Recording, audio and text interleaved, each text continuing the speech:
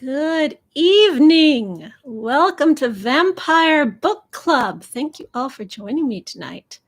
I think it seems like we have a smaller crowd tonight than usual, which means we get to talk more amongst ourselves. I'm looking forward to that. I'm Maven of the Eventide. This is a Vampire Book Club where we read one vampire book every month because, as you can see from my bookshelves, I have many vampire books that I need to read, and I don't want to read them alone. So we're going to read them together, one book a month, and this month we read The Gilda Stories by Jewelle Gómez. And I've been wanting to read this book for a really long time, and I'm going to tell you why before I actually start talking about this book, and maybe more people will join us by the time I get to the actual summary. Small crowd tonight. Oh, first, before we talk about the book, I need to pour myself a drink. Tonight I'm drinking, what is this? Apple spice vodka. But it's not pure vodka. It's like a liqueur. So it's like infused vodka liqueur with apple spice. And I'm going to pour it over a giant ice cube in the shape of a skull because it's the only way to drink. And speaking of things in the shape of skulls, just keep that handy. I found this when I was buying this. I found this bottle at the liquor store, which is Skull Vodka, which is my favorite kind of vodka. And it is in a special edition Pride bottle, which I thought was so pretty. I don't have any rainbow skulls, and now I do. Every time I get Skull Vodka, which isn't often because it's very expensive, but people like to give it to me as presents sometimes because, this one I actually bought for myself because it was limited edition. I wanted to make sure I got it. But every time I get a Skull Vodka bottle, I keep the bottle afterwards because you don't throw away a crystal skull. This Crystal Head vodka is actually made by Dan Aykroyd, who I guess did something right. And yeah, I had to get my rainbow clear vodka. And it's just plain old clear vodka in there. It's just the bottle that's different. But the thing about this vodka, besides coming in a very cool skull-shaped bottle, whether it's clear or rainbow, it is the most delicious vodka I've ever tasted. And no, they aren't like paying me to say that or anything. I just genuinely love it. It's very smooth. People who don't like vodka say they like it. It's too good to mix, though you could mix it if you wanted to, maybe in like a classy adult drink, but don't like put a bunch of sugar in it because it's just like a really smooth, delicious vodka. And, it also comes in a gimmicky, adorable bottle, so everybody wins. Rainbow Skull.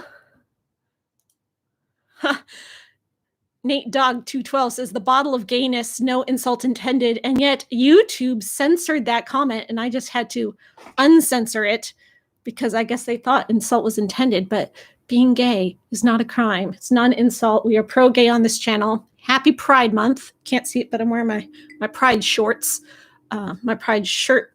Well, one of my many Pride shirts are all in the wash because I've already worn them this month, so I couldn't wear a Pride shirt. But I'm drinking apple spice flavored vodka. How many people do we have here now? Good. We've doubled our numbers. Maybe it's about time to get started. Indiana Jones and the Kingdom of the Very Gay Rainbow Skull. I would watch that. And yes, coincidentally, not planned, we read a gay vampire book. And many books about vampires also have queer themes or LGBTQ characters or something in them. But this is a very gay vampire book, and that's kind of the point of it. And I didn't intend that when I chose it. The reason I chose the Gilda Stories this month was because I had just received it. Someone sent it to me as a gift last month, which was my birthday. And once I had it, I was like, okay, we're reading that next. I didn't even let the club vote on the book. Usually we vote between 3 books with some kind of theme. But this month I just said, nope, we're reading the Gilda Stories because this is one of those classic, very important vampire novels of our generation that shaped the genre as we know it today. And it was influential and important and yet underrated. Like, nobody says it's bad, but a lot of people haven't heard of it, or they've heard of it and like, oh yeah, I heard of that, but I don't really know anything about it. So I really wanted to read it myself, first of all, because I've heard so much, and spread it around a bit and get more people to read it and, talk about why it was important and why so many people love it so much. Oh, thank you, person who sent this to me, who is in the chat today. Yes, thank you so much for my book. And thank you to everyone who ever sends me books. All these books on my shelves back here. These are just 2 of my bookshelves. I also have 2 more bookshelves over there that are also full of vampire books that people send to my P.O. box. A lot of times it's just used books that people are getting rid of, or sometimes they're nice, shiny new books like this that people order from Amazon to send me or wherever. But I love vampire books. I collect them. If you want to send me vampire books, you can do that. The address is in the description. Gilda Stories. Okay, so Jewelle Gómez was not a novel writer before she wrote this book. She was a writer. She wrote like articles and stuff and TV scripts and things, but she hadn't written a novel. And she tells a story about how she got harassed on the street. She got sexually harassed by these 2 guys. And she'd been used to getting sexually harassed on the street because when you're a woman and you live in New York City, it happens every single day. Walking to work, someone said shit to me when I lived in New York City for 15 years. It happens. The first day of spring, especially when the winter coats come off, ooh, rough time. So she tells a story about how she was on the street and these 2 guys started catcalling her and she just lost it. She just started screaming at them and they're like, oh, she's crazy. And they ran away. But she had this moment of empowerment that she thought that powerful feeling felt important to her, even though it was still dangerous, even though it was still scary. And she channeled that into a vampire novel. It took her a long time to write. It's the way the novel's written, it's a series of vignettes. So it's not so much a continual story, but it's all about the same character. So it kind of is. It's this character, Gilda, her stories, her life stories, and she's a vampire. So she's lived 100 and 200 years by the time the book ends. And there's 6 or 7 stories in it, just set in different decades from when she was human in the 1850s and 60s to the future in 2050. So she's 200 years by the end.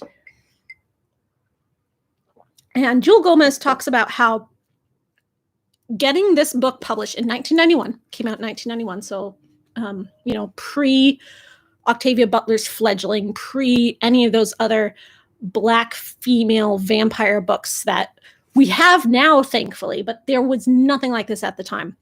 And she wrote a book as a woman of color writing about a Black lesbian female vampire who was a former slave, an escaped slave, and no one wanted to publish it. She came up with a lot of struggle. Like even her friends who were feminists, even her friends who were gay, all her friends who were Black women, they were like, no, you can't do that. Also, you can't make a gay person a vampire. That makes gay people look bad. You can't make a Black woman a vampire. That makes Black women look bad. And she said, no, I reinvented the vampire. I changed the vampire. And she did it, and she finally proved it to them, got it published, and became very important. Is my video is really pixelated for you guys? I'm sorry, it looks so clear to me. I don't know what I can do to improve my quality. Pardon the technical difficulties. I'm reading the chat. People are complaining about the video quality. It looks very clear on my end. But you can hear me all right, can't you? Well, pretend it's a podcast with pixel art for some reason. So the author of this book, she is Black, but she also has Native American ancestry. She has an ancestor from the Iowa people. So there's 2 main characters in this book, Gilda, of course, who's a Black woman, and then Bird, who is a Native American woman. She's Lakota. So the book starts with Gilda, who's not named Gilda yet. She doesn't have a name yet. She's just called the girl. She's like a teenager or a preteen. She's very young. We don't know exactly how old, but very young. And she escapes from slavery from a plantation in Mississippi, and she's on the road. She's running away, and she almost gets caught by a white bounty hunter, and she stabs him to death. It's very traumatic for her as, like, I'm going to say 12. I might be wrong. Say 12-year-old girl. And very traumatic for her to just have to stab her way to freedom. She's not like a natural born killer. She's just a scared preteen girl. And then she goes and she's hiding. having these traumatic recurring nightmares about killing this guy. And she gets found by a vampire. And she doesn't know she's a vampire yet, but it's this white lady vampire named Gilda who owns a brothel in New Orleans. So she rescues the girl and she takes her to the brothel and she's like, you can work at my brothel, not as a sex worker, which when I read in the back, there's like, oh, escape slavery to go work in a brothel. I was like, really? She goes from one kind of slavery to another. Great. But I don't know why it doesn't tell you right up front that she is not a sex worker. Not that there's anything wrong with sex workers. She's very young and has been a slave, and that's troubling. But so she goes to this brothel and she's working as like just, in the house. She cleans, she helps, she serves. She's just like an employee at the establishment, the restaurant, the hotel, as it were. So she wait, what are you guys talking about? Oh, I'll tell you why Finn said that later. We'll talk. So she's working there. She's getting to know these women. She's inspired by these women, but she's also still really traumatized because she's been a former slave and her mother also just died. And Gilda is training her and this woman, Bird, who's a Native American woman, who's seen as very exotic because there's no other brothels that have an Indian woman, they say. And she's like the exotic thing that people come there, but she's also a vampire. So she starts teaching the girl, teaching her how to read and write, teaching her multiple languages. She realized she's very smart. And basically these two vampire women who run this brothel, none of the other girls at the brothel are women. Are vampires. These two vampires see something special in the girl and they're like, maybe she'd make a good vampire someday. But, she's young. So she lives there. She grows up. She learns some life lessons. She becomes a strong, independent woman. She's also pretty gay. But, young. She's figuring it out. And Bird and Gilda are a couple. They're gay. And there's one scene in there where a guy comes into the brothel because the brothel is all white women plus the Indian girl. So she's the only black girl there. There is a cook who's black, but she's like an older woman, so she's not enticing to this guy. So this guy comes into the brothel and he's like, I want the black girl because I have a fetish and that's, sexy to me and I want her. And they're like, no, she is not a sex worker. You cannot have her. And so the vampires have to kick his ass. And she gets saved. And then the main vampire, Gilda, is centuries old. We don't know how old. Centuries old, and she decides that her life is over. She wants to die, so she's going to go meet the true death. And this is what she wants. And we know that these vampires need to have their soil, their native soil, on them all the time. They have to sleep on their native soil. It has to be in their pockets. They put it in the lining of their clothes. They kind of like fabricate their clothes with soil sewn into it. So she takes the girl and Bird, her girlfriend, out to the farm. And they're like, let's have a vacation. And she doesn't tell them that the reason she's taking them out there is because she's grooming the girl to be a vampire. Girl's all grown up now. She's like 20s or something.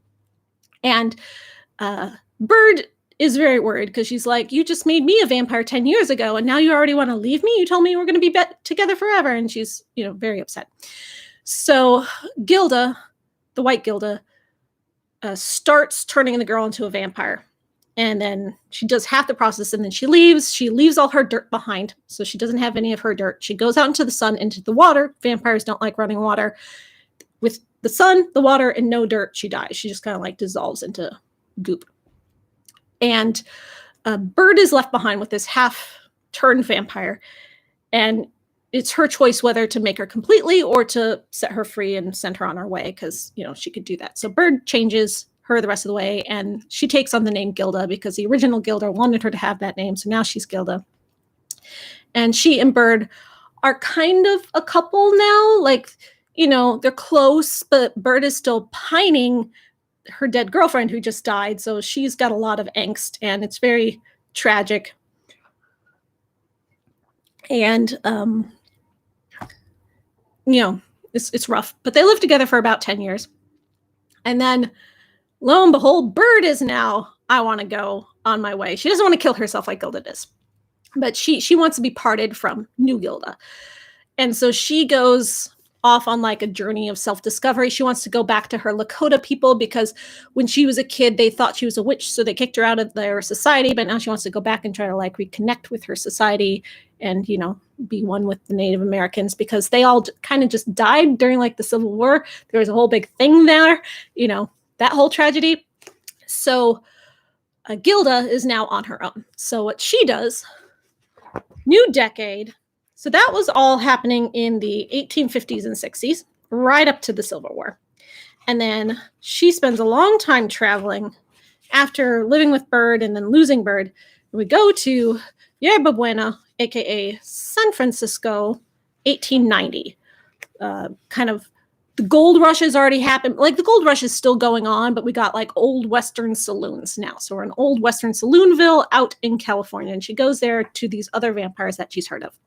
You know, she's all grown up now, but she's very sad and lonely because Bird left her, and she spent all these years looking for Bird and pining for Bird and just wanting something she can't have. So she goes to this guy named Sorrel, who has like this Alfred character who's kind of his boyfriend, but also kind of his butler, but also like a young hot vampire. And I like that Sorrel, he's like a big fat vampire, and you don't see that a lot, and yet he's like still very cool and respected. He's not a joke of a fat guy. He's just like larger than life. He's great. But his boyfriend Anthony is very like, you know, Jeeves / Alfred. So interesting characters. So she goes to their old Western saloon and she joins up with them. And there's a lot of vampires living out in the Old West.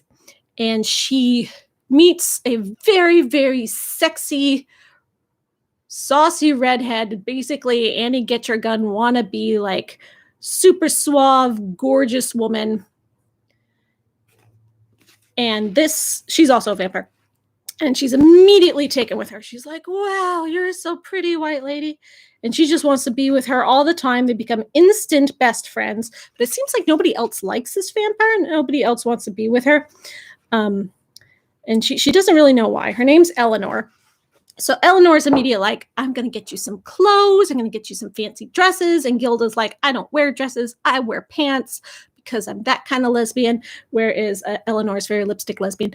So she invents a new style of clothing, which is like a dress that's basically pants, but it looks like a dress. It's like split down the middle. And we get a fashion montage. I sew all the soil into the dresses. She goes on like all these sexy dates with Eleanor. But she doesn't get why everybody else doesn't like Eleanor. And Eleanor has this guy who's also a vampire named Samuel who kind of follows her around, and she kind of hates him. And she's like, what's their story? What's going on? So in this vignette, it's the romance between her and Eleanor, her becoming friends with Sorrel and Anthony, and she sort of becomes his family. And it's also her learning to let go of Bird, of her moving on with her life and trying to find, I don't have to spend my whole life just waiting for Bird to come back to me. I can make a life of my own. So it's about a woman like growing up and taking control of her life and becoming part of this. But then there's intrigue.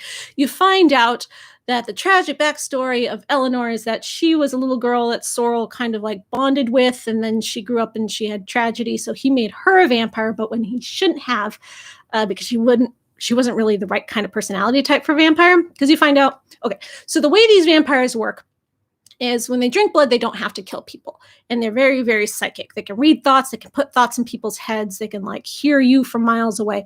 So the way Gilda was taught to be a vampire is when you drink blood, you put good thoughts into someone's head. You like help them feel better about something in their life. It's like, it's an exchange. You're taking blood from them, so you give something back. So usually maybe you'll help give them a psychic nudge to go do the thing they needed to do, or like make them calm down if they're stressed out. So that's her way of life. Oh, thank you, Victoria Stark, for the 10 Canadian dollars. I read this book last year, and I'm so glad the group finally got to reading this one. Quick question. How do you feel about the second last passage taking place in 2020? A little bit creepy, huh? Yes, I will talk about that when we get to that passage, I promise. So the other vampires aren't so nice as Gilda. They don't give when they take the blood, and sometimes they kill people, so they kind of are just jerks. And Sorrel and Anthony and Gilda and Bird are all these good kind of vampires. And they talk about these other vampires that are, you know, more like rogues, or they delight in torturing people. They're sadistic, and they just weren't the right kind of personality. So Eleanor isn't a killer, but she is kind of sadistic. She likes ruining people's lives. And what she did was she met this lady, and she kind of like roped her in and then ruined her life. And then this lady's husband came along, and Eleanor roped him in and ruined his life too. And then he wound up killing the wife because he was jealous. And now he's stuck with Eleanor, and he just follows her around being like mad at her all the time. So he doesn't like that Eleanor and Gilda are getting along. So there's a big fight and there's like a big climax scene. And Eleanor's like, Gilda, you must kill him for me. And Gilda's like, what? No, I've never killed anyone except that one guy when I was a child, which was really traumatic for me. And then like another guy accidentally when I almost got attacked on the road. And I really don't like killing people. And I try to revere the dead and like hold those people close to my heart. I will not kill this guy for you. And Eleanor's like, then I guess we can't be friends. And, you know, it's dramatic. So Gilda learned a lesson about who to trust and how to trust people and who to fall in love with. She thought she was being the better person, not like judging this lady, who turned out, you know, had to learn some lessons. So she lives in the old Westy California during the 1890s until she eventually moves to the Midwest, Rosebud, Missouri in 1921. Well, this thing is set in 1921, but she moves there a few years before. And she's now living in the Midwest. She gets a farm, and people are like, where did this lady, a young Black woman, come out of nowhere with enough money to buy a farm? She pretends to be a widow, so they're like, maybe she was married rich. But in this Missouri community she goes to, there's like the Black side of the community and the white side of the community. And they talk about how they, like, the crossroads meet and they go shop at the same grocery store or in the same grocery plaza. But then they separate and they have their own sides. So she's living with the Black farmers in the Black community, and she has this BFF named Ariella, who is she was the wife of the minister or the preacher at the church, but he just died, so now she's a new widow. So since Gilda is pretending to be a widow, they bond, they're besties, but Gilda is also in love with this woman. And she's wondering, will she make a good vampire companion for me? I'm still so lonely. My last adventure got me to give up on just waiting for Bird around forever. But she's lonely. She wants someone. And she wants to find someone that she can make a good vampire companion for her, but won't, you know, hurt them or ruin their life. And also they'll be a good vampire and they'll follow the rightful way that she follows. But Ariella has these visions of how she wants to help her community. She wants to start like outreach programs. She wants to feed the poor. She wants to do all this. And people are worried like, oh, this single Black woman wants to like have poor people come into her house for community meetings. That's going to look bad. Maybe we shouldn't do that. And it's like society taboos and stuff. And she's dealing with that. And there's a farmer down the road who's also Gilda's friend. And he's kind of in love with Ariella. And she's like, you know, I could just let them be together. So she has this very painful moment of realization that she cannot make her BFF, who she wishes was her girlfriend, into her vampire companion, and she has to let her go. So they have this really sad breakup scene, and it's just like heartbreaking. And this is also a passage during this section. We get a hunting scene because she goes out and she hunts every night for her blood. But while she's out hunting one night, she gets attacked by these two white men who like to go around teaching Black people lessons with whips. And she fights them. She doesn't want to kill them, but she kind of wants to like kick their asses because she's in a mood. And I feel like this scene was very much inspired by that scene that the author had in her real life. So she like hits one in the face, but she hits him so hard that she kills him. And that upsets her. And then the other guy, she just like kicks his ass, beats him up, and then sort of messes psychically with his brain to not to make him a better person so much as just to keep him from harming other people in the future. So that's less bad. But it's just that very like girl power rage moment of the kind of power that a woman in her position, a Black woman who was a slave, who is a gay person, would never have that kind of power, that just kind of fantasy, like if I had the power to just take it out on these aggressors. And it's really cool to read. And I think going back to what I was saying earlier about how people were telling her, you can't have a Black woman be a vampire because it's 1991 or earlier than that when she was writing it.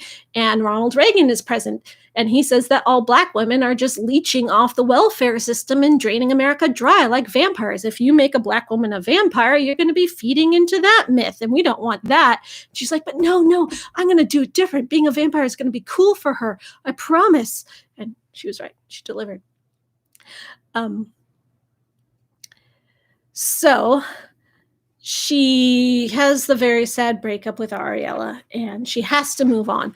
And the one thing that really inspires her, like, yes, I am going to move on and I will do it, is that she hears Bird calling to her, like across the miles, because they can psychically call each other across the miles. And Bird is like, I'm finally ready to come back to you. And this is in 1921, right? So she moves on.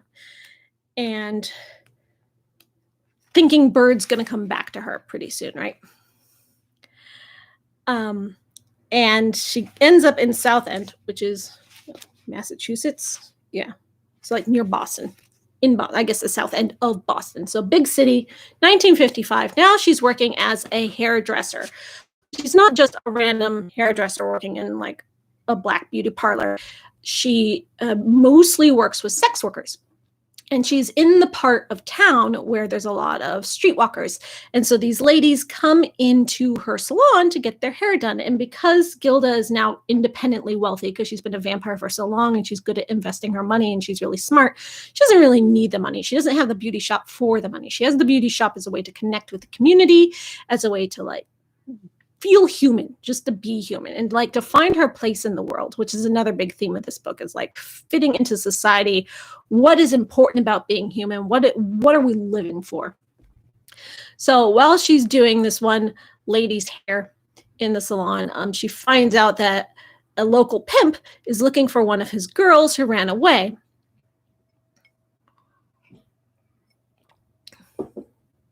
Not being fickle, but Ronald Reagan was president from 1981 to 1989. Yes, which was when she was writing this book. It came out in 1991, but it takes several years to write a book, get it published. Anyway, so 1955, this pimp is looking for his girl. She's not there. The guy goes on. And you hear this backstory of just like what a scary, evil guy this pimp is. His name is Fox. And he then the girl comes to the beauty shop afterwards, and Gilda and her friend, the sex worker who's with her there, they're like, okay, we're going to help this girl. She's a teenage girl. She's trying to escape her pimp. She just wants to go back home to her family. But this pimp never lets his girls escape. He'd rather kill her, like, teach her a lesson, make an example out of her, than let her escape. So they're trying to come up with this escape plan just to like get her on the bus and get her out of town. And so Gilda puts this girl in a trance, because she can do that with her vampire powers, to put her to sleep so she stops, being upset. And then they leave her in the beauty parlor, and she goes off to like make some plans, right? But while she's off doing that, they get news that there's a fire at the beauty parlor. So, well, what happens is that same night, Bird finally comes back, right? So this is 1955. Bird said she was coming back in 21. It takes her that much longer to come back. So Bird comes back. She gets distracted. And while she's distracted with Bird having makeup sex, the beauty shop gets burned down because the pimp has figured out the girl is there, and he wants to, punish Gilda for helping her. So they run back to the beauty parlor. They rescue the girl. They get her out of there, and they watch it burn down. And then they see the pimp in the street, and they're like, that's him. That's the guy that everyone's scared of, Fox. And they realize he's another vampire. And they're like, crap. We thought we two strong vampire ladies, we could just go kick this pimp's ass and just get rid of him. But he's another vampire. What are we going to do? So now they have to come up with a better plan. And this is a very exciting chapter in the Gilda story. So they work with a couple of their friends. So you have Gilda and Bird, two vampires. You have the sex worker who she was working with at the beginning, the other girl, the teenage girl, and then this guy who's friends with them. Or maybe the older woman's son. I wasn't clear whether he was her boyfriend or her son, but he's very young. He's like 20. So they decide that they're going to take the teenage girl out to this house like on the Cape. And they're going to go out there to this beach house. How can they tell he's a vampire? Well, it's hard. They can't always tell when someone else is a vampire. It's not like they immediately know. But he has like an aura about them. They can tell. He's kind of like showing off that he's a vampire. He makes it obvious. You can tell a vampire by the color of their eyes. When they're hungry, their eyes have these swirly orange flecks in them. Their eyes kind of glow. or their psychic powers. Like if a vampire is shielding themselves psychically, the person might, even another vampire might not know, but this guy's not. He's just like flaunting it. So they go out to this beach house and they're trying to come up with this plan.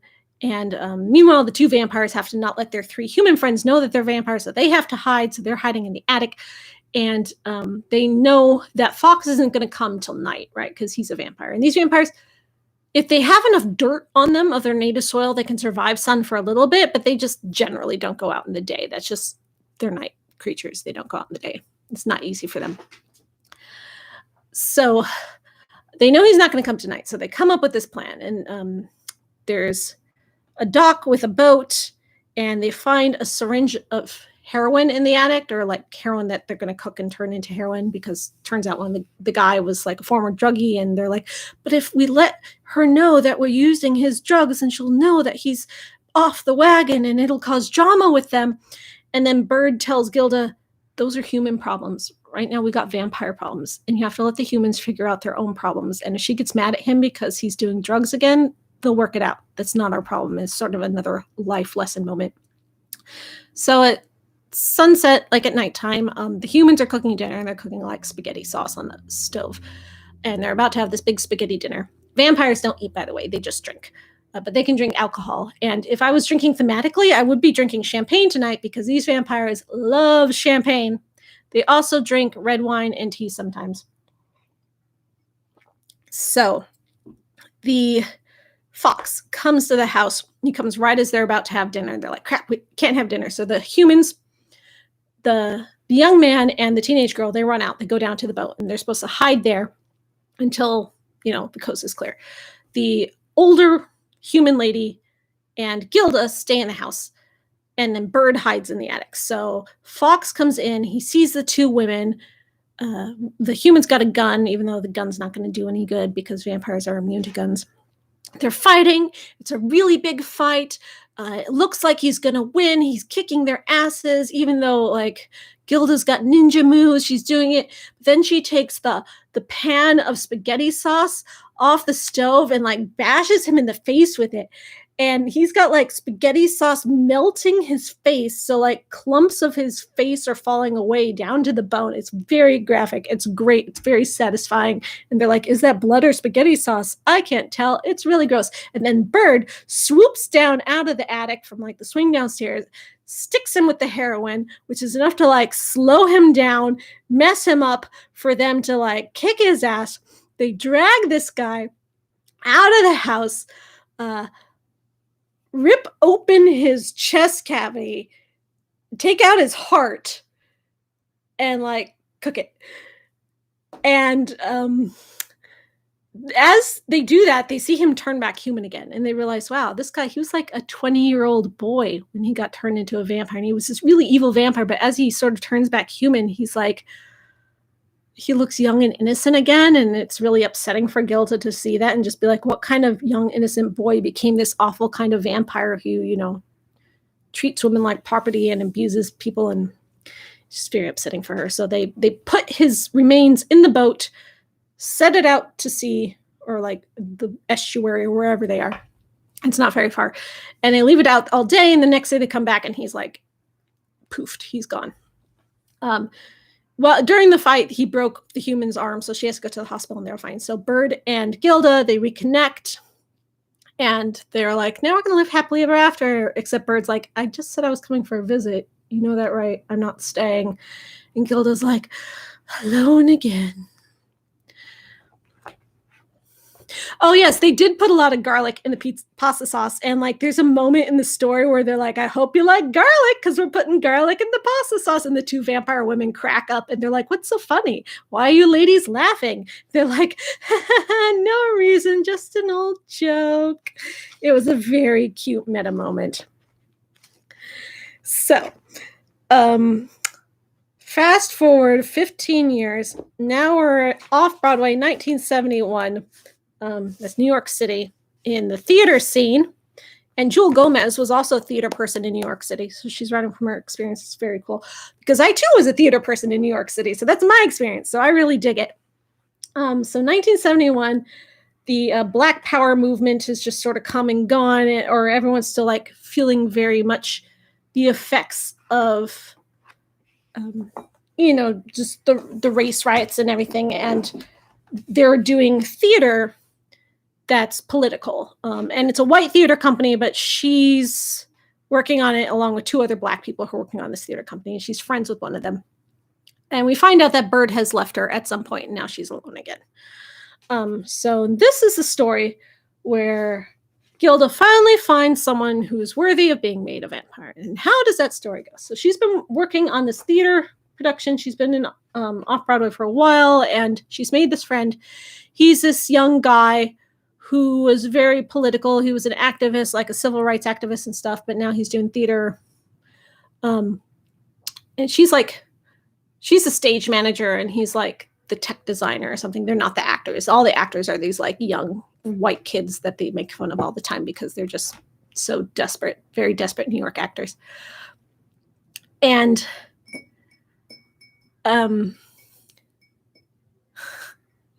so this guy has a crush on Gilda, and she's like, I'm really gay. I'm not into you. I'm sorry. She likes him. She's like, can we just be friends? And she tells him several times, like, it's not going to happen, but let's be friends. But then she kind of like pushes him away, and he's like, hey, if we're going to be friends, or why are you pushing me away? So he kind of like fights for it. And then they, he does want to be her friend. He's not trying to get in her pants or anything. Once she turns him down, he's a nice guy. His name is Julius. And she goes to him because I guess she feels bad, and she's like, he really wants this connection. So she goes to him, and she like drinks from him at night and does like the very classic, I'm going to sneak into your bedroom and a sexy vampire experience thing. And she like gives him these thoughts that make him think he's dreaming of having sex with her, so that he like has an erotic moment. And she's just like, there, that was my gift to you, that you thought you got to have sex with me, even though I just drank your blood. And I think that's why the Wikipedia page says that this is a bisexual vampire, but she's not. She's not into men at all. She's not into Julius at all, other than as a friend. I'm sorry you guys are all having technical difficulties. I hope it's not my connection, because it seems all fine on this end. The theater that they're doing is about to open, and her friends Sorrel from the Old West and Anthony, the Old West saloon owners, have moved to New York, and now they own a New York club, and they've been gone for a while. So her friend Sorrel is coming home to New York after a bunch of traveling, and Bird has been traveling as well. And she's like, is Bird coming home too? I don't know. So she's sort of having like a semi-romance, but not like a friend, like a bromance, I guess, with this guy, getting to know him, and he's breaking down her walls. And she's just having this life in New York City. She has this very flamboyantly gay upstairs neighbor who she's just like, he's my people. I love him. I love New York City. I love these people. It's great. And she's living happily there. But she also notices that like, something's following her. Like there's a presence following her always. No, that's later. That's a later chapter. Also New York City. That's why I got confused. So anyway, she makes friends with Julius. She brings him to Sorrel's welcome home party. She introduces him to the vampire. She's like, I'm going to bring you to this party. It's going to be mostly white people. Hope you're okay with that. It's also going to be mostly vampires. Hope you're okay with that. Not going to tell you that. But she does. And he's cool. And she's like, finally, I've met someone who would make an ideal vampire companion, because he has no friends. He has no family. He's totally into me and like wants to join me. He's an activist. He will like have the joie de vivre to live a full, glorious vampire life. So she makes him into a vampire. He is very grateful.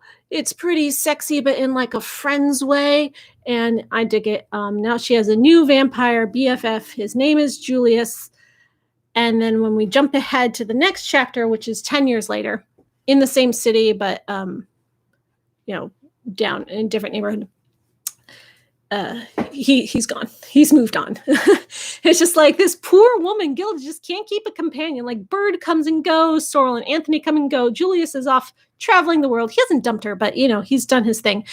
The place where she lives has a lot of reminders of him. Like he painted all her windows because, then the sun can't get in. And he painted them with like pretty pictures. So it's great. but she's sort of okay with this lifestyle. Like, she's not regretting it. She's not lonely. She's just like living her life. And now she's moved on from being a theater stage manager to being a singer, because she's very musically gifted and talented, and she writes songs, and she's a singer, and she's a very good singer. So she sings in nightclubs, she sings in jazz clubs, and she kind of goes around the city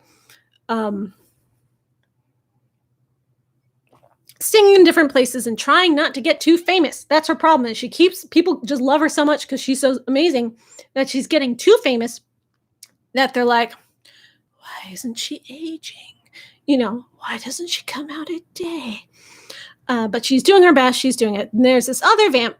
Well, we find out later she's a vampire, but Gilda doesn't know she's a vampire. So there's this girl whose name is Effie, and she's in her like posse, and she has this group of women that kind of follow her around, kind of like groupies, but they're also kind of like her pals. And they come to every show, and they're always like, let's hang out afterwards. And she doesn't, because she's a vampire and she has to go hunt. But she feels this presence following her, and she's like, what's going on? And then she's feeding one night, and she almost kills the person she's drinking from, which she's never done before. She just kind of like forgets to not kill him. And she realizes someone's working like psychic magic on her and made her do that. And she's like, who's stalking me? What's going on? There's a creepy presence following me. And then she finally finds out that, dun, dun, dun, it's Samuel, who was the vampire in the Old West that Eleanor, her hot redheaded girlfriend, had problems with. And since then, Eleanor has decided to find the true death. And now that Eleanor has died, Samuel blames Gilda for her death. Because after Eleanor met Gilda, she stopped just like fucking with people all the time, and she started being like a nicer person. And Samuel was like, you ruined Eleanor. Now Eleanor can't be happy. And that's why she eventually sought the true death and died. So Samuel kind of blames Gilda for Eleanor's death, because Gilda made Eleanor a better person. And Samuel is now stalking Gilda. So Effie reveals herself to Gilda, and she's like, hi, I'm not just one of your groupies. I'm a vampire, and I'm also very old. I'm centuries and centuries old, and I want to be your friend. And she's just like the magical vampire fairy godmother that falls out of the sky. And she's like, the way to get away from Samuel is to move out of town. And Gilda's like, but I love this town. I've lived here for like 15 years. I'm a famous singer. I have all these friends. I love my sassy gay upstairs neighbor. I don't want to leave these. These are my people. I love this city. And so the lesson she learns here is that, you know, change happens in life. You can find happiness wherever you are. You had a home before here. You'll have a home after here. Everything is transitory. Home is what you make, where you make it, with who you make it, etc., etc. It's a very hard lesson for her to learn. So Effie has this cabin upstate. I say upstate. It's like in New Hampshire, I think. Yeah, it's in New Hampshire. So she tells Gilda she can go up there and lay low. Maybe Samuel isn't really here for her after all. Maybe Samuel is here for Sorrel and Anthony, because they were, you know, Sorrel was Eleanor's maker. And so she goes there to get away from Samuel, and she starts a whole new life over. So now she reinvents herself in New Hampshire as like a lumberjack lady. So she's wearing like flannel and boots and living in the woods and just like enjoying her quaint, woodsy lumberjack life. And she lives there from 1981 until 2020. So now we're in the future, because this book was written in 1991. And you remember in 1991, like the internet didn't exist as far as most people knew. So the 2020 of this book is a future that's very different from the 2020 of real life. So the most like future-y thing that they have is video calls, where instead of calling each other on the phone, they're calling each other with video, except it uses tapes, like VHS tapes. It's really funny. But the thing about this 2020, we learn, while she's living in New Hampshire in her like quaint cabin in the woods, and she's very happy because she did find a new life and it did work, is that the world has kind of gone to crap since between 1991, when the book was written, and 2020, when this scene is set. the world has fallen apart. Society has fallen apart. Society had peaked maybe in like the 70s or 80s, and now it's gone back down. And by 2020, society, we're like practically dystopian, you know, like towns across America are just ghost towns. The oceans are so polluted, there's no water anymore. There's no newspapers anymore because all people do anymore is watch TV. This is her vision of the future. People don't talk to each other anymore. There's no like society. People don't socialize. The only thing they do is video call. And just the world is just falling apart. It's very bleak and very dystopian.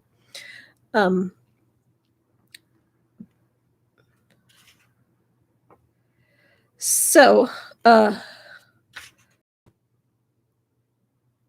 on. I want to look something up because there's something I'm trying to remember that I want to find for you.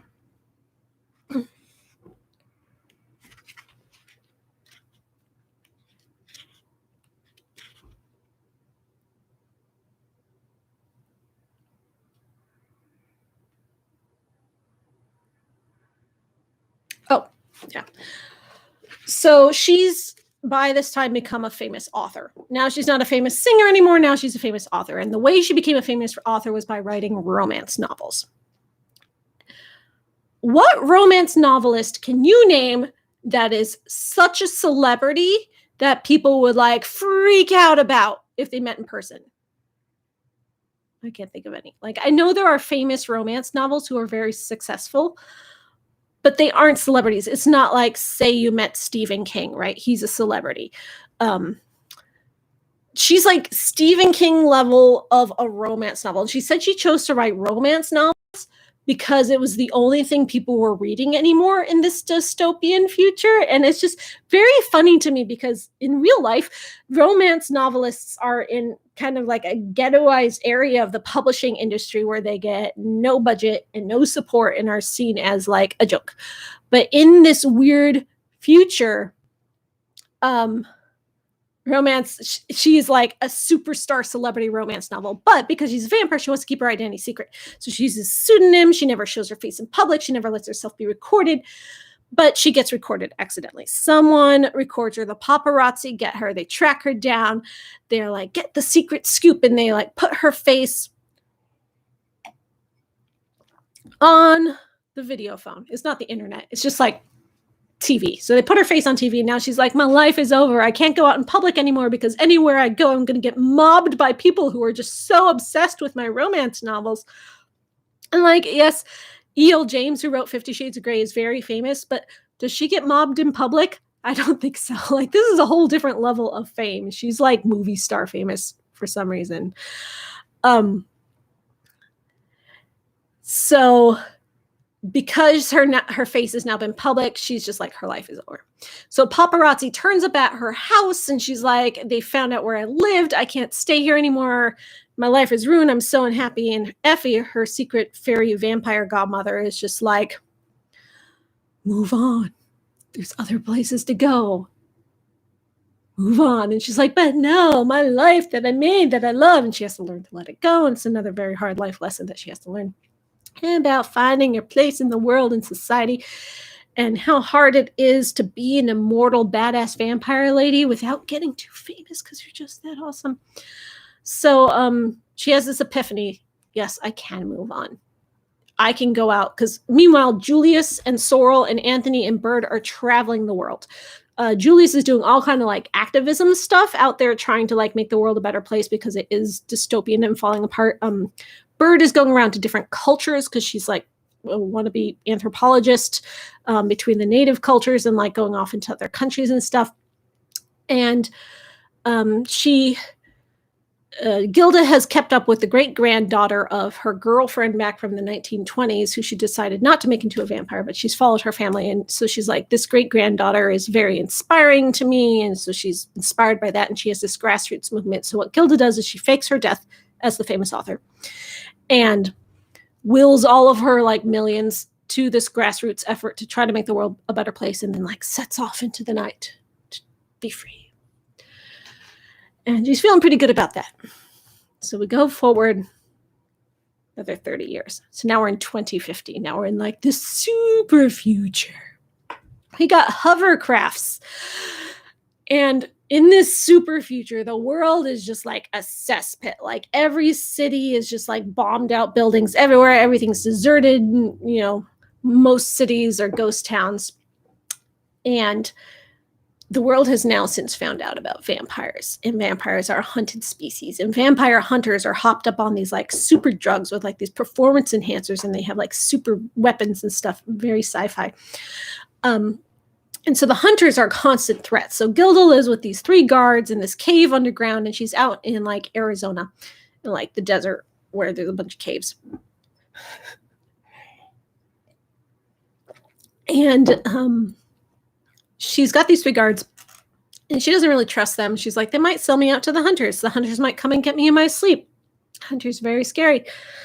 She doesn't really know what she's doing with her life. She's like, she thinks Bird and Julius and her other 2 friends are going to like come back to her soon. She's like, I just got to hang on until they come back, or they tell me where they are, then I can go meet them.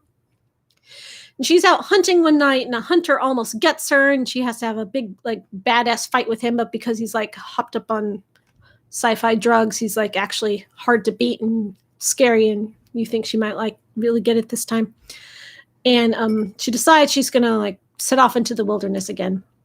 And it's good timing too, because one of her guards has just decided to sell her out to hunters, because people's lives are so terrible that they can't like afford to live on Earth, so they need the money, and she needs to sell Gilda out to the hunters to help her starving family. So, you know, sympathetic betrayal. Most of them want to move to the moon. There's like an off-world colony, but it's so expensive that they can't, because not only do you have to pay to get there, you have to pay to like bribe your place onto getting there, and they're all just like, it's completely beyond our means. No one could ever possibly do that. Total dystopian society.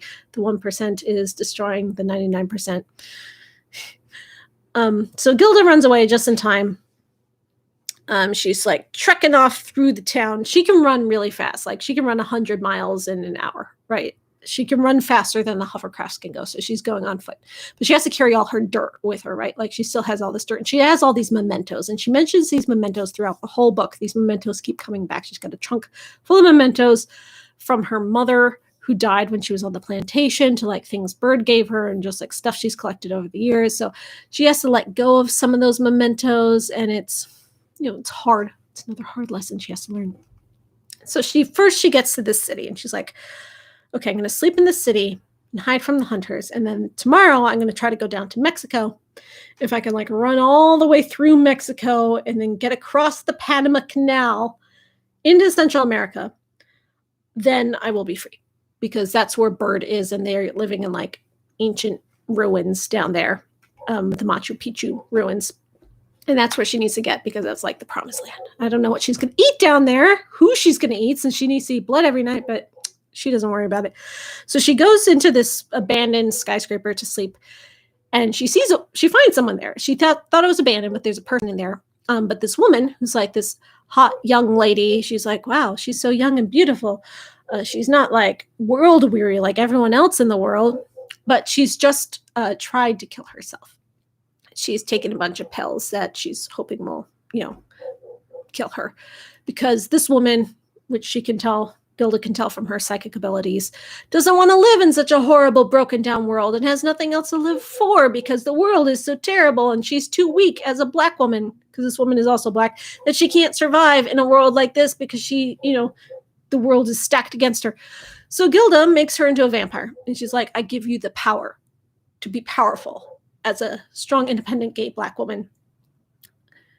You can still kill yourself if you want to. Now that I've like stopped you from doing that, I'm not going to stop you if you really want to. This is your second chance. Or you could be a vampire and just like go off in the world. Hunters are scary. There's a lot of them out there. They might get you. Or you could come with me and we could be girlfriends and like, you know, go off to the promised land together. So this girl decides to stay with Gilda, and she's like, yes, I'll be your new girlfriend. Instant first love. Yeah. It's very like magical new girlfriend fell out of heaven. Perfect for you. But we're at the end of the story. So Gilda needs a happy ending. Darn it. So this girl goes with Gilda, and they're like trekking down through Mexico, and she's teaching her how to be a vampire. She's teaching her the proper way of being a vampire, how to not take lives, how to be good. The reason the hunters are hunting vampires now that the world knows about vampires is because rich people want to become vampires. So they hire the hunters to bring them vampires so they can use the vampires to become a vampire, and then they kill off the original vampire. I don't know why these rich people aren't worried about being hunted themselves since they started this trend, but, the world has devolved into people wanting to be vampires and hunting vampires. So Gilda and her new girlfriend are tromping down through Mexico. They get all the way down almost to the Panama Canal. They're staying in these caves, and they're sleeping in a cave one day, and then these two hunters show up and find them just at sunset.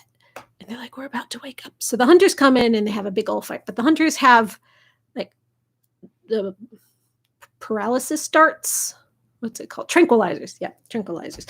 So they kill the two hunters, but Gilda gets nicked by the tranquilizer, so she passes out. So this brand new baby fledgling vampire lady has to pick up Gilda, all their dirt that they're carrying with. She's got hundreds of pounds of dirt that they wrap up in these blankets and stuff. And she still has to get her across the Panama Canal, which is running water. Vampires can't cross running water. So it's you don't know if Gilda's going to make it. It's very exciting. She makes a little sled thing that she where you strap palm fronds together and you make a wheelbarrow without any wheels, and you just kind of drag it behind you, and she ties it around her waist. She's got super strength. She can handle it. She puts unconscious Gilda, and all the hundreds of pounds of dirt on it because, she's from Arizona. Gilda's from Mississippi. They need their native soil. She drags it all the way across the Panama Canal on this janky little Indiana Jones footbridge. She gets there. Gilda starts waking up. She's like, oh, I'm coming out of my swoon. You saved me. And then she sees her friends off in the distance. And they're like, yes, we made it. The end. So that's the Gilda stories. All the many stories of Gilda's life. That was 2050.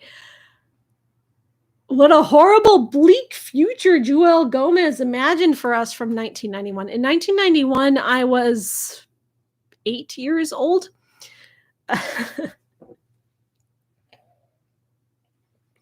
Yeah. So she calls this a lesbian-feminist novel. She also considers it Afrofuturism. She considers herself one of the four mothers of Afrofuturism, even though only this much of it is the future and the rest is all historical stuff.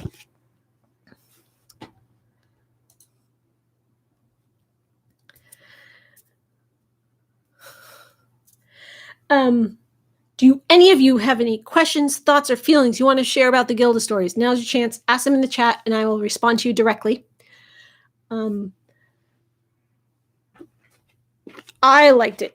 It was a very poetically written novel. It was some parts of it were very plot-driven, very exciting, very action-oriented, but a lot of it was very feelings-oriented, very scenery, very philosophy, more literary. I think this is often classed under science fiction because of those last two chapters, but it didn't have a science fiction feel to it at all. Definitely had more of meandering literary fiction feel, historical novel. But I loved it. It might not be everyone's cup of tea, but don't go into this expecting urban fantasy because it is not that feel at all. Poetic, if you like poetic fiction.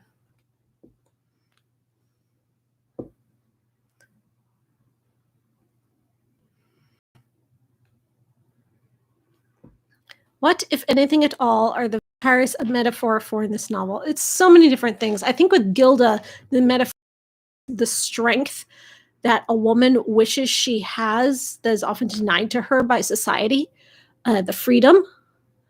But for the other vampires who kill people or like to destroy people's lives, it's privilege. It's an abuse of power.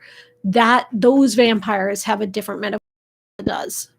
And it's just about, if you were to be granted power, how would you use it? Would you use it responsibly as a source of strength to make other people's lives better? Or would you use it selfishly to destroy people? And it's that choice of how you would wield power could be anything. And that's a good metaphor for vampires too.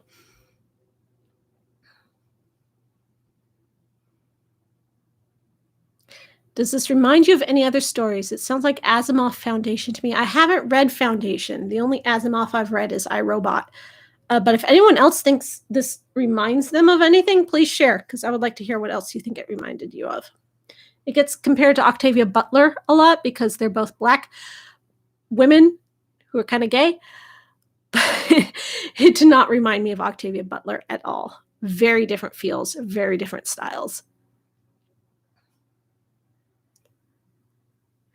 I think there was a filmed adaptation of this. No, there's a stage play adaptation of this, which the author, I think, wrote the script for herself. You know, she's a theater person, so she wrote a stage play adaptation, but I don't think it's been filmed, actually. I'm sorry.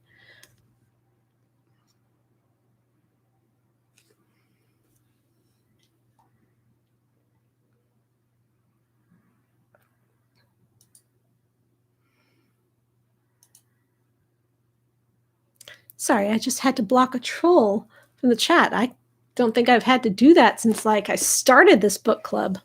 Huh.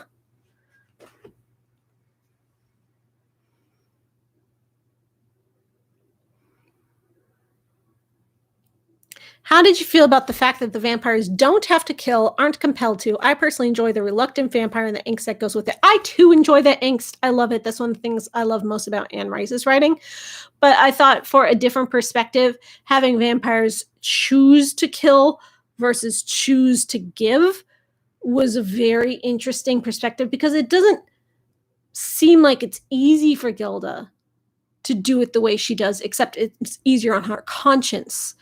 But for the vampires who choose to kill, it's easier, and they can just do that. And that Gilda makes a hard choice that involves work that she gives back to every single person she takes from, I think speaks a lot to the metaphors behind, like, what that power means to people and how you use that power. She uses her psychic power to make the lives better of everyone she takes from. So if we're talking about, like, you know, capitalism exploiting workers and stuff versus give and take balanced economic systems, considering that this was written during the era of Reaganomics, I think it works. And she's still plenty of angsty in other ways.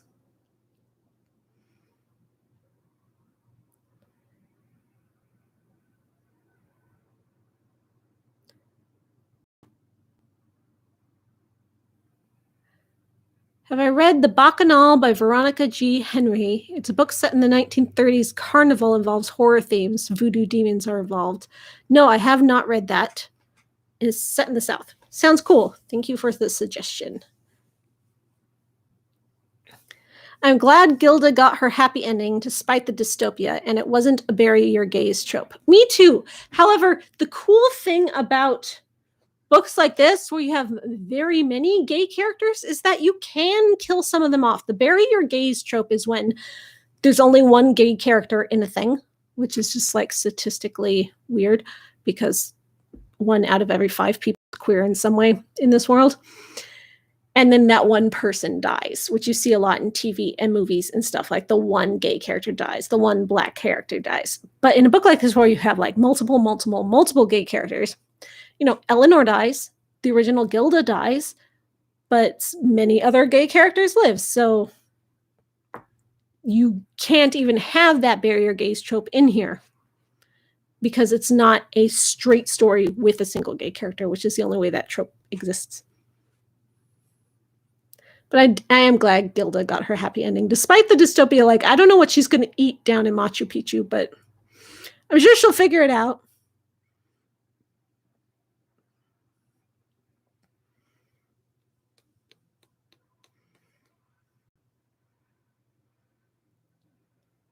Are there any other stories where vampires decide to retire and die? Well, it happens in Anne Rice, I can tell you that. There's several characters in Anne Rice's Vampire Chronicles that do that. Like, Magnus does that, Benedict does that. It happens. Do I have any hopes for the sequel? The sequel to this? Are you talking to me? Is there going to be a sequel to this?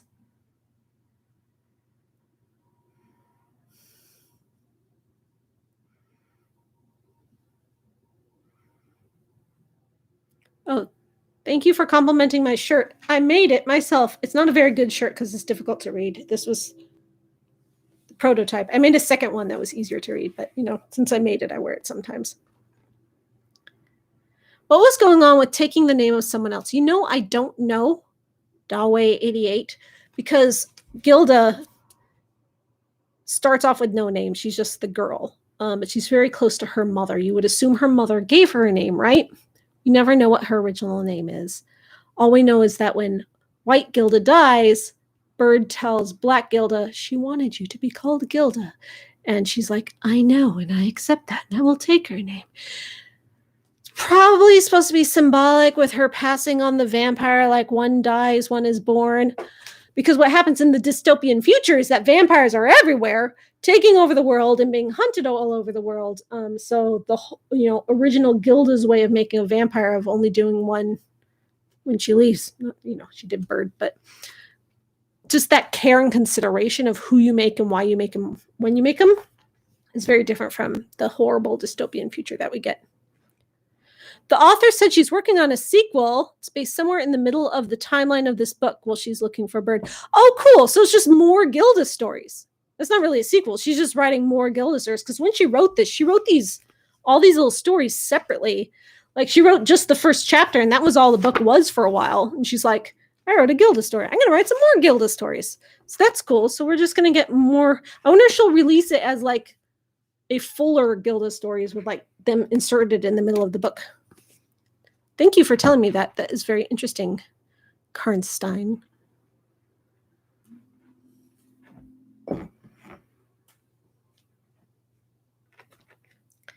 Very sad because my drink is gone. I do have a full bottle here, but I don't have any more ice, and this doesn't taste very good without ice. However, I'm going to drink it anyway, as you do.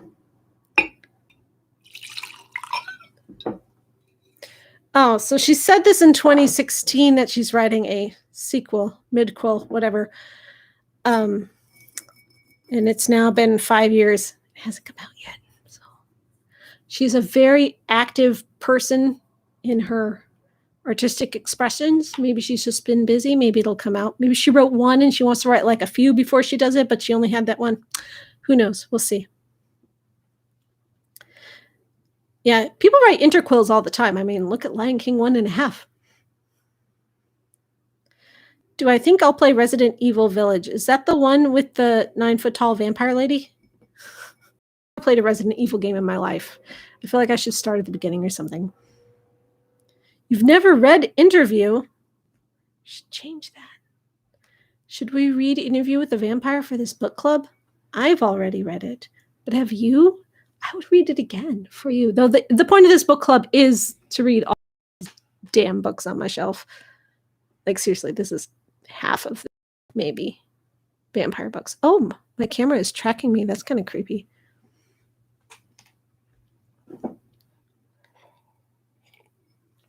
Good. I'm glad you all have read Interview.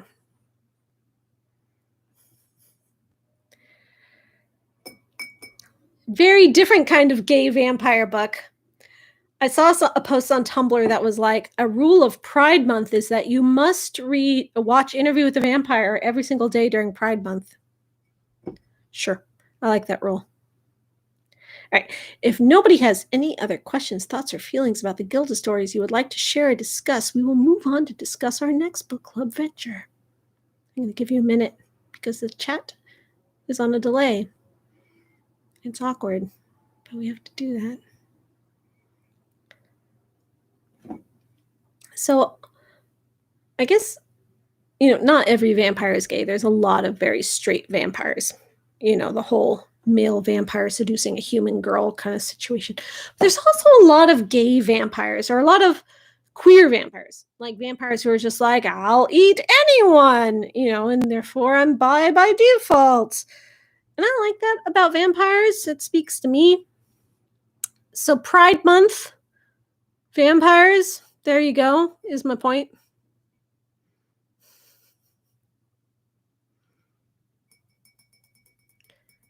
Right. So, speaking of reading, what are we reading next month? Next month, I'm going on a vacation. on the 13th. And usually we read until the 13th, and then I have this live stream after the 13th. So I have to have my live stream before the 13th. So I wanted to read something that I wouldn't have to worry about perhaps not being able to finish in time. So I was like, let's read something easy to read, right?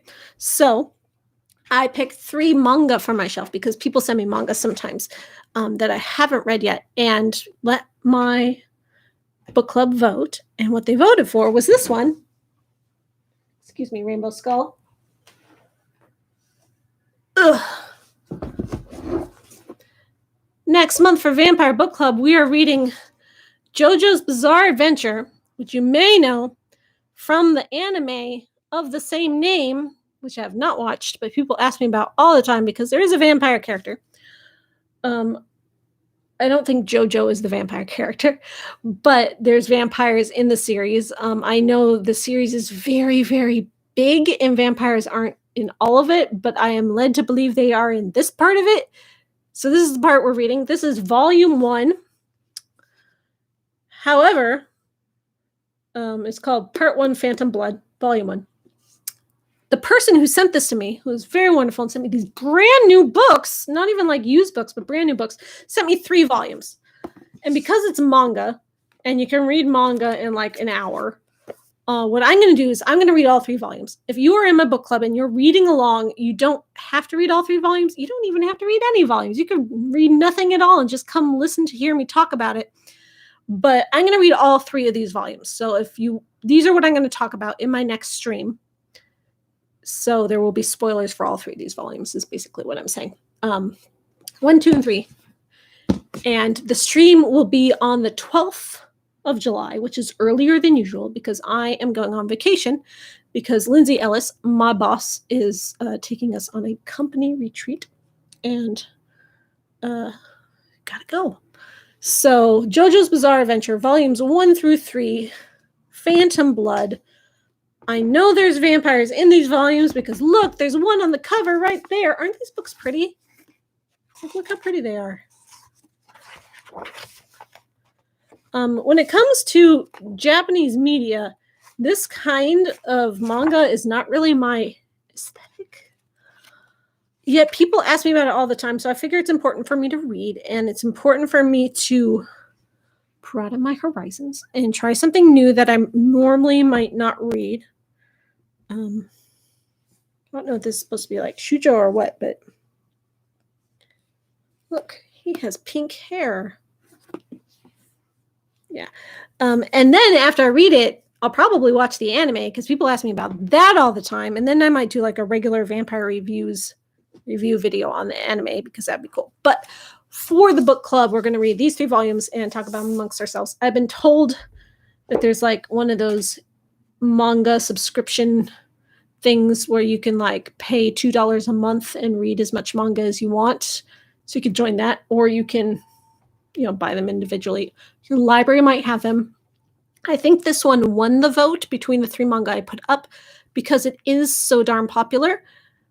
And the nice thing about things that are so damn popular is they're very easy to find. You can probably find them in your library. I know 3 books is a lot to ask for people to purchase for book club, though I will always advocate funding the publishing industry and giving them money.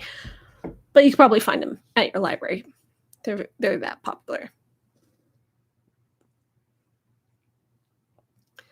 Hi, I'm from Inwood, Manhattan. Have you seen the movie The Addiction from the 90s film? I found the film so effective. I have not seen that movie. However, you are from Inwood, and I lived in Washington Heights for 5 years. So, woo.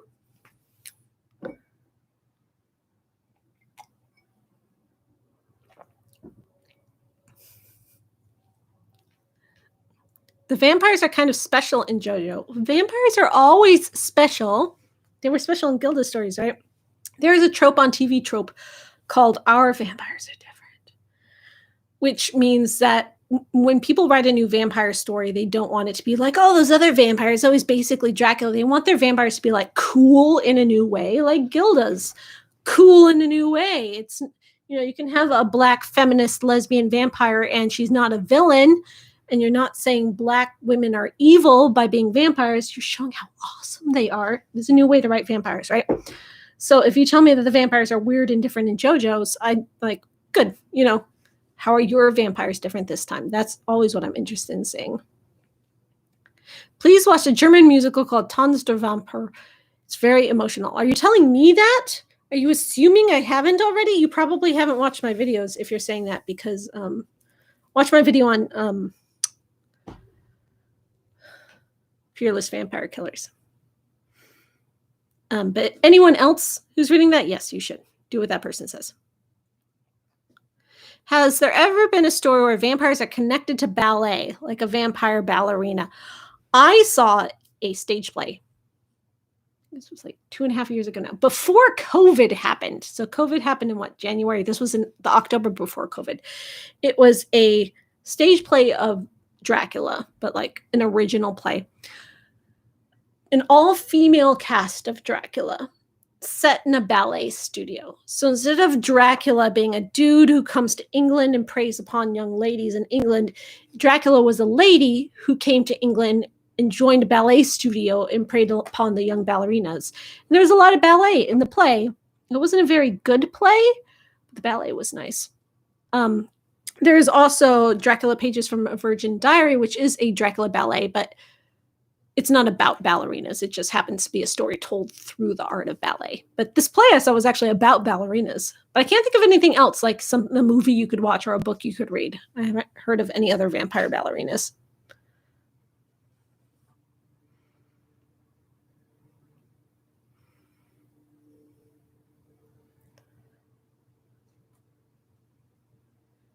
Gilda is unique among POC vamps that she's not a daywalker. It's true.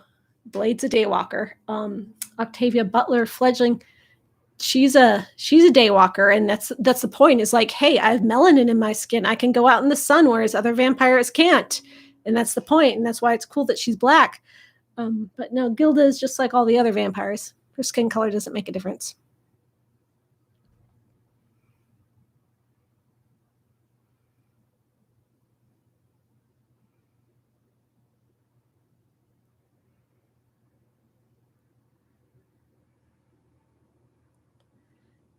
The Dracula ballet movie where Lucy fights the men trying to kill her, that is Dracula Pages from a Virgin's Diary, but it's not about ballerinas. Like, the characters aren't ballerinas. They're just told through the story of ballet.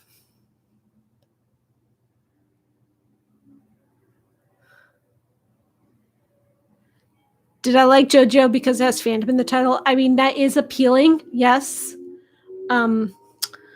But someone else sent me JoJo. I didn't buy this for myself. This was a gift.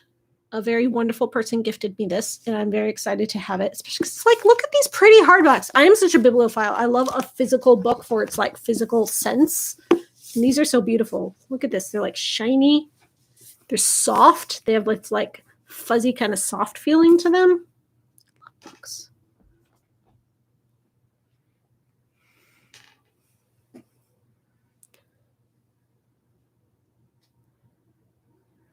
I haven't read it because the aesthetic isn't for me, but I might for book club. Right? Like, there's a lot of books on my shelf that I'm like, these are not my kind of vampires. I like a very specific kind of vampires.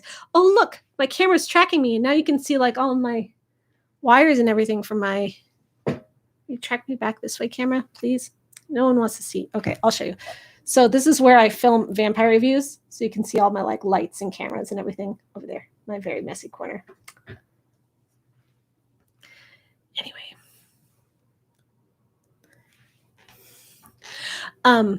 Yeah, so not my style of vampires, like gritty vampires I don't really like, but the point of book club is trying to challenge myself and experience vampires that I normally might not choose on my own. And I'm very excited about doing that with JoJo's Bizarre Adventure to try to do a different kind of vampire, because, you know, Japanese vampires I've experienced have been like Bloodlust Vampire, Hellsing, Vampire Knight, you know, a certain aesthetic that JoJo seems very different about. Like, this looks very, I'm not an expert on Japanese media, but it looks very Dragon Ball to me.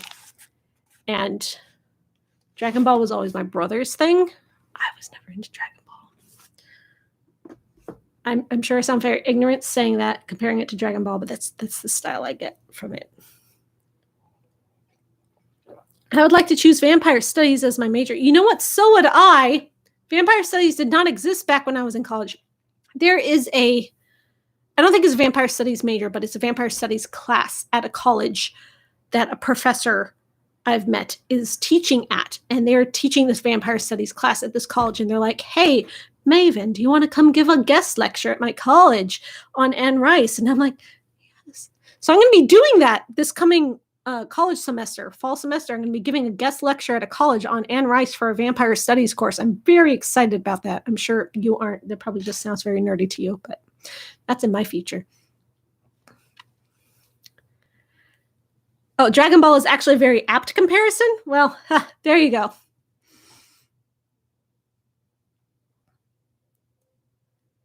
Did I ever review the movie Vamp with Grace Jones? I did not. I watched it planning to review it. And as I watched it, I realized I didn't have anything interesting or cool or fresh to say about it at the time. So I kind of like put it on the back burner. I was like, maybe I'll come back to this. But the thing about reviewing vampire movies is that vampires are metaphors for things, right? For stuff in real life. But there's only so many vampire metaphors to go around. Maybe hundreds, but some movies use the same metaphor. And when you are looking at a movie and how it uses the vampires, which is what I talk about, I don't really talk about like movie making. I'm not a movie maker, I'm a writer. So I talk about how the writing is used to convey ideas. If it's done something similar to another property I've already discussed, then I'm not going to use the same essay thesis for that. So I'm trying to find vampire properties that are different or use vampires in fresh, different ways. And I'll reference things like Vamp with Grace Jones in a video that's sort of like an overview or something that's like, this is a trope that's common that we see more than once, that kind of thing. But I might not address it specifically just on its own, just to talk about it. Because it's probably stuff I've already talked about before in another video using a different source of media for that conversation.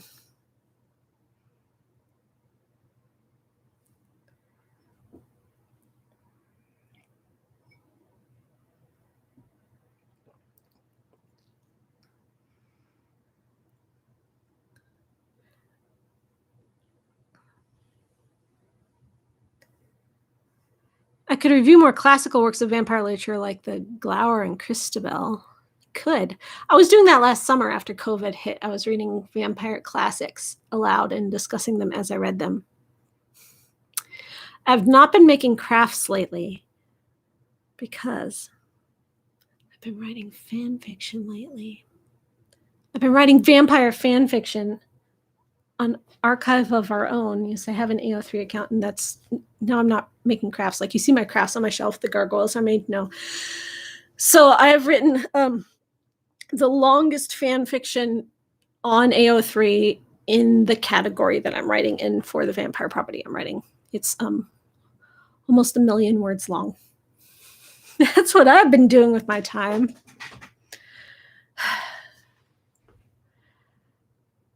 I'm not going to read you 1 million word fan fiction, dude.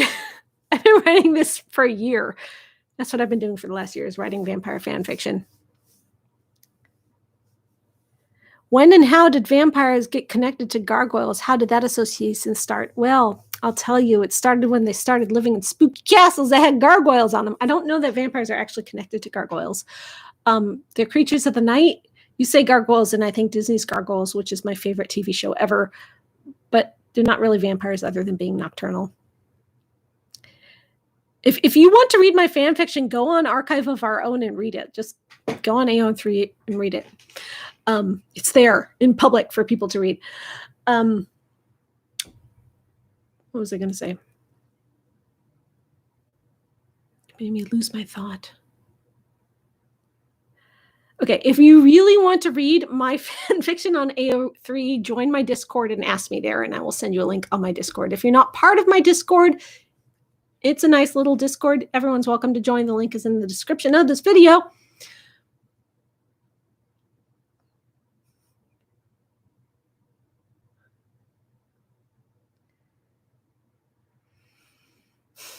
You got me off topic, and now I forgot what I was going to say. I'm sorry. I'm being very boring now. We're reaching the end of the stream. We're almost out of time. I'm going to scroll up in chat and try to remind myself what I was talking about. Oh, I remember now. So, someone at the very beginning of this conversation asked if the brothel that Gilda went to was owned by Louis. Ha ha ha ha ha. Why did they say that? Do you know who Louis is? Louis is the main character from Interview with the Vampire. In Interview with the Vampire, Louis is a white plantation owner in New Orleans in the 1790s. He owns an indigo plantation. He owns slaves. He becomes a vampire. He realizes his life is terrible. He burns down his plantation. He frees his slaves, and he goes off to live a vampire life. So, Anne Rice has been trying to make a TV series about all of the Vampire Chronicles, which is big. Like, here, I'm going to try to move my camera without messing anything up. Okay, you see that top shelf in my